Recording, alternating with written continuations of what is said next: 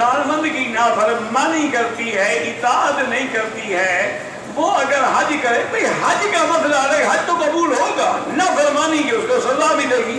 اب یہ تو نہیں ہے کہ نماز پڑھے تو نماز بھی نہیں ہوگی، نماز پڑھے حج پڑھے وہ ہوگا، لیکن جو خاوند کی نافرمانی کرتی ہے اس پہ اللہ کے فرشتے لعنت بھیجتے ہیں۔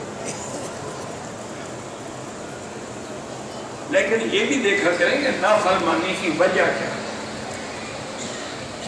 کیونکہ تالی کبھی ایک ہاتھ سے نہیں بجتی۔